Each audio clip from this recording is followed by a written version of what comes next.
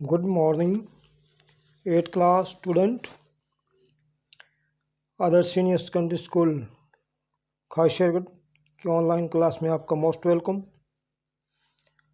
आज का हमारा विषय है हमारे अतीत सामाजिक विज्ञान, लेसन नंबर 5, जब जनता बगावत करती है 1857 और उसके बाद। हमने इसकी एक वीडियो डाल दी थी आपको लेसन रीड की, और आज हम सेकंड वीडियो डाल रहे हैं। आपको अगर पसंद आए तो इसको शेयर और लाइक ज़रूर करना। आज हम पढ़ेंगे पेज नंबर 56, मेरठ से दिल्ली तक।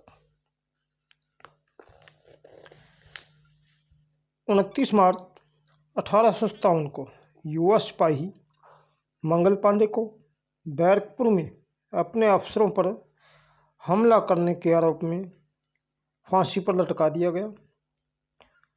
चंद दिनों बाद मेरठ में तैनात कुछ सिपाहियों ने नए कारतूसों के साथ फौजी अभ्यास करने से इनकार कर दिया। सिपाहियों को लगता था कि उन कारतूसों पर गाय और सूअर की चर्बी का लेप चढ़ाया गया था। 85 सिपाहियों को नौकरी से निकाल दिया गया। उन्हें अपने अफसरों का हुक्म न मानने के आरोप में 10-10 साल की सज़ा दी गई। यह 9 मई 1857 की बात है। मेरठ में तैनात दूसरे भारतीय सिपाहियों की प्रतिक्रिया बहुत ज़बरदस्त रही। 10 मई को सिपाहियों ने मेरठ की जेल पर धावा बोलकर वहां बंद सिपाहियों को आज़ाद करा दिया और उन्होंने अंग्रेज अफसरों पर हमला करके उन्हें मार गिराया। उन्होंने बंदूक और हथियार भी कब्जे में ले लिए और अंग्रेज़ों की इमारतों व संपत्तियों को आग के हवाले कर दिया। उन्होंने फिरंगियों के खिलाफ युद्ध का ऐलान कर दिया। सिपाही पूरे देश में अंग्रेज़ों के शासन को ख़त्म करने पर आमाद थे, लेकिन सवाल यह था कि अंग्रेज़ों के जाने के बाद देश का शासन कौन चलाएगा। सिपाहियों ने इसका भी जवाब ढूंढ लिया था। वे मुग़ल सम्राट बहादुर शाह जफ़र को देश का शासन सौंपना चाहते थे। मेरठ के कुछ सिपाहियों की एक टोली 10 मई की रात को घोड़ों पर सवार होकर मुँह अंधेरे ही दिल्ली पहुंच गई।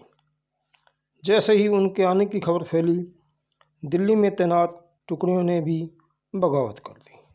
यहाँ भी अंग्रेज अफसर मारे गए। देसी सिपाहियों ने हथियार व गोला बारूद कब्जे में ले लिया और इमारतों पर आग लगा दी। विजयी सिपाही लाल किले की दीवारों के आसपास जमा हो गए। वे बहादुर शाह जफर से बादशाह से मिलना चाहते थे। बादशाह अंग्रेज़ों की भारी ताकत से दो हाथ करने को तैयार नहीं थे, लेकिन सिपाही भी अड़े रहे। आखिरकार वे जबरन महल में घुस गए। उन्होंने बहादुर शाह को अपना नेता घोषित कर दिया। बूढ़े बादशाह को सिपाहियों की यह बात माननी पड़ी थी। उन्होंने देश भर के मुखियाओं और शासकों को चिट्ठी लिखकर अंग्रेज़ों से लड़ने के लिए भारतीय राज्यों का एक संघ बनाने का आह्वान किया। बहादुर शाह के इस एकमात्र कदम से गहरे परिणाम सामने आए। अंग्रेज़ों से पहले देश के बहुत बड़े हिस्से पर मुग़ल साम्राज्य का ही शासन था। ज़्यादातर छोटे शासक और रजवाड़े मुग़ल बादशाह के नाम पर ही अपने इलाकों को शासन चलाते थे। ब्रिटिश शासन के विस्तार से भयभीत ऐसे बहुत सारे शासकों को लगता था कि मुग़ल बादशाह दोबारा शासन स्थापित कर ले तो वे मुग़ल आधिपत्य में दोबारा अपने इलाके का शासन बेफिक्र होकर चलाने लगे। अंग्रेज़ों को इन घटनाओं की उम्मीद नहीं थी। उन्हें लगता था कि कारतूसों के मुद्दे पर पैदा हुई उथल पुथल कुछ समय में शांत हो जाएगी, लेकिन जब बहादुर शाह ने जफ़र ने बगावत को अपना समर्थन दे दिया तो स्थिति रातों रात बदल गई। अक्सर ऐसा होता था कि जब लोगों को कोई रास्ता दिखाई देने लगता है तो उनका उत्साह, हौसला और साहस बढ़ जाता है। इससे उन्हें आगे बढ़ने की हिम्मत, उम्मीद और आत्मविश्वास मिलता है। आगे हम पढ़ेंगे कि बगावत किस प्रकार फैली। जब दिल्ली से अंग्रेज़ों के पैर उखड़ गए तो लगभग एक हफ्ते तक कहीं कोई विद्रोह नहीं हुआ। जाहिर है कि खबर फैलने में कुछ समय तो लगना ही था, लेकिन फिर तो विद्रोह का सिलसिला शुरू हो ही गया।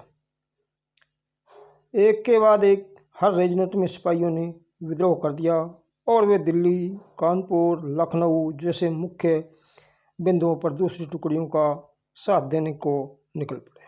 उनकी देखा देखी कस्बों और गांवों के लोगों ने भी बगावत के रास्ते पर चलने लगे।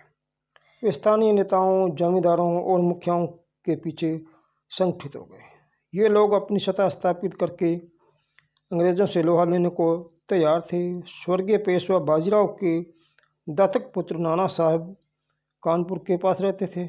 उन्होंने सेना इकट्ठा की और ब्रिटिश सैनिकों को शहर से खदेड़ दिया। उन्होंने खुद को पेशवा घोषित कर दिया। उन्होंने ऐलान किया कि वह बहादुर शाह जफर के तहत गवर्नर है।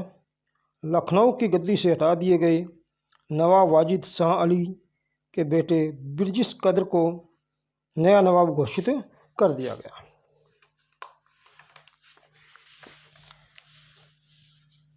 ब्रिजिश कद्र ने भी बहादुर शाह जफर को अपना बादशाह मान लिया।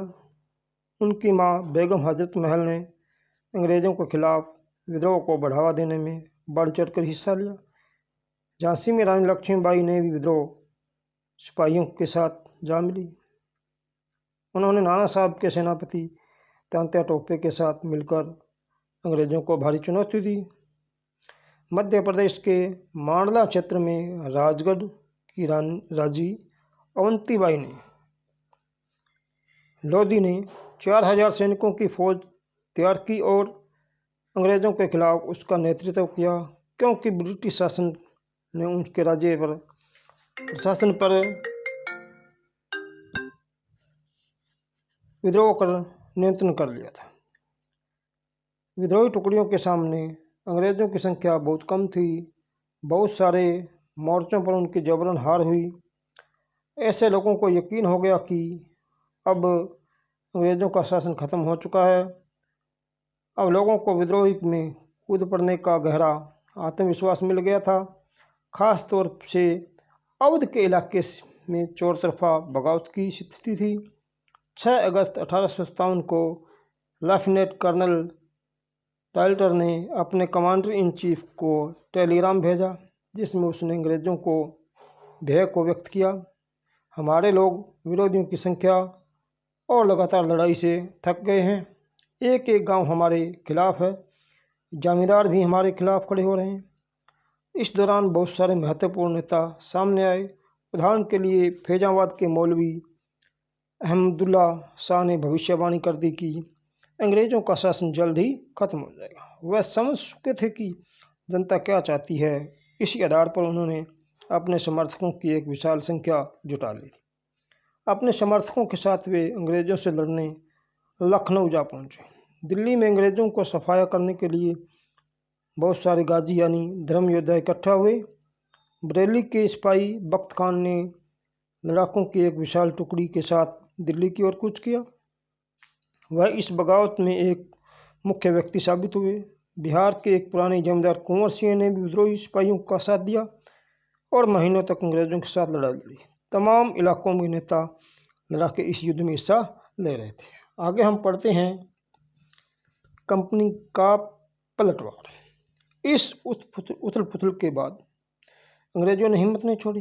कंपनी ने अपनी पूरी ताकत लगाकर विद्रोह को कुचलने का फैसला लिया। उन्होंने इंग्लैंड से और फौजी मंगवाए, विद्रोहियों को जल्दी सजा देने के लिए नए कानून बनाए और मुख्य विद्रोह के केंद्रों को धावा बोल दिया। सितंबर 1857 में दिल्ली दोबारा अंग्रेज़ों के कब्जे में आ गई। अंतिम मुगल बादशाह बहादुर शाह जफर पर मुकदमा चलाया गया और उन्हें आजीवन कारावास की सज़ा दी गई। उनके बेटों की उनकी आंखों के सामने गोली मारकर हत्या कर दी गई। बहादुर शाह और उसकी पत्नी बेगम जीतन महल को अक्टूबर 1858 में रंगून जेल में भेज दिया, इसी जेल में नवंबर 1862 को बहादुर शाह जफर ने अंतिम सांस ली। दिल्ली पर अंग्रेज़ों का कब्जा हो जाने का मतलब यह नहीं था कि विद्रोह खत्म हो चुका था। इसके बाद भी लोग अंग्रेज़ों से टक्कर लेते रहे। व्यापक बगावत की विशाल ताकत को कुचलने के लिए अंग्रेज़ों को अगले 2 साल तक लड़ाई लड़नी पड़ी। मार्च 1858 में लखनऊ अंग्रेज़ों के कब्जे में चला गया। जून 1858 में रानी लक्ष्मीबाई की शिक्षत हुई और उन्हें मार दिया गया। दुर्भाग्यवश ऐसा ही रानी अवंतीबाई लोधी के साथ हुआ। खेड़ी की शुरुआत विजय के बाद उन्होंने अपने आप को अंग्रेजी फौज से घिरा पाया और वे शहीद हो गए। तात्या टोपे मध्य भारत के जंगलों में रहते हुए भी आदिवासियों और किसानों की सहायता से छापामार युद्ध चलाते रहे। जिस तरह पहले अंग्रेज़ों के खिलाफ मिली सफलताओं से विद्रोहियों को उत्साह मिला था, उसी तरह विद्रोही ताकतों की हार से लोगों की हिम्मत टूटने लगी। बहुत सारे लोगों ने विद्रोह का साथ छोड़ दिया। अंग्रेज़ों ने भी लोगों का विश्वास जीतने के लिए हर संभव प्रयास किया। तो ये था छात्रों आज का हमारा लेसन। इसको आपको एक बार शुरू से लेकर अंत तक पढ़ना है। एक वीडियो इसकी ओर डालेंगे रीडिंग की। तब तक के लिए धन्यवाद।